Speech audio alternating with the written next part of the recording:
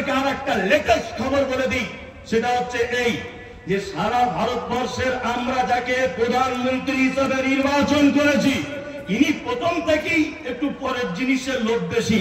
নিজের বউকে নিয়ে সংসার করতে পারে না, হাসিনাকে নিয়ে বসে আছে। কি বলছি বুঝতে পারছেন না?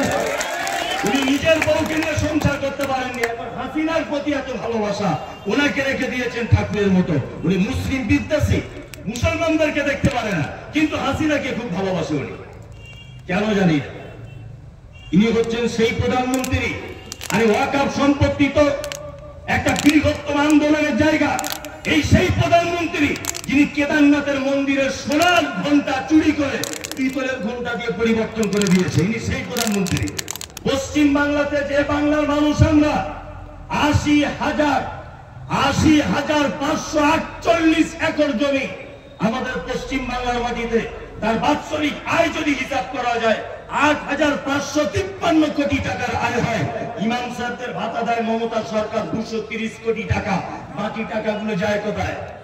লালকেল্লা মুসলমানদের, দিল্লি জামে মসজিদ আমাদের, কুতুব মিনার আমাদের, হাজারদুয়ারি আমাদের, কলকাতার হাইকোর্ট আমাদের, ইডেন গার্ডেন আমাদের।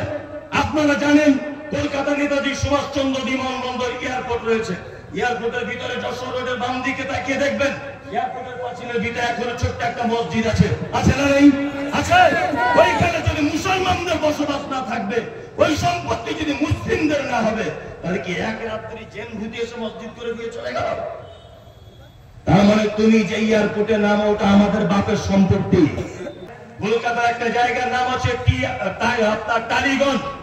জায়গাটা ইতিহাস খুলে দেখবেন, আসলে জায়গাটার নাম হচ্ছে টি আলীগঞ্জ, যার ফুল ফরম হচ্ছে তাগের আলীগঞ্জ। প্রায় ২৭০ বিঘা জমি আজও পর্যন্ত ওখানে আছে। গলফ ক্লাব, মুসলমানদের সম্পত্তি, Eden garden, East Bengal, Mohun Bagan, Shaheed Minar, brigade. আপনার যেখানে বসে আমাদের ইমাম ভাতা পাবো না, এই রায় যেখান থেকে বার হয়েছিল, সেই হাইকোর্টটাও আমাদের সম্পত্তির উপর অবস্থিত। তুমি কাদের কথা বলছো? উনি বলছেন, বারবার প্রমাণ করতে চেয়েছেন যে রামের নাকি মসজিদের ভিতরে জন্ম হয়েছিল, মন্দিরের ভিতরে। মুসলমানরা ওইটা পরিবর্তন করে বাবরি মসজিদ তৈরি করেছিল। তাহলে রামের জন্ম হয়েছিল কোথায়? মন্দিরের ভিতরে। এখানে যদি কোনো হিন্দু ভাই থাকেন, আপনার কাছে এটা আমার জানতে ইচ্ছা করছে, আপনি বলুন। হিন্দু, মুসলিম, জৈন, খ্রিস্টান, প্রতিটা ধর্মাবলম্বী মানুষের তাদের ধর্মের স্থান হচ্ছে বড় পবিত্র। পবিত্র কি পবিত্র নয়? কাঠপুরের কোনো মেয়ের যদি পেটে বাচ্চা থাকে, ও বাচ্চা ডেলিভারির জন্য মসজিদে যাবে? জীবনেও যাবে? বাচ্চা জন্ম দিতে গেলে তাকে উলঙ্গ হতে হবে, তার লজ্জাস্থান থেকে রক্ত খনন হবে। কোন হিন্দু ভাইয়ের তার মায়ের যদি পেটে বাচ্চা থাকে, তার মাকে যদি বলা হয় তুমি মন্দিরে যাও, জীবনে কোনোদিন মন্দিরে যাবে না, কারণ মন্দির তার ভাষা অনুযায়ী একটা পবিত্র জায়গা। আমার জানতে ইচ্ছা করছে যে রামের মায়ের যখন প্রস্রাব বেদনা শুরু হয়, দুনিয়ার কোন জায়গায় পাইনি মন্দিরের ভিতরে রামের মা ঢুকেছিল বাচ্চা জন্ম দিতে।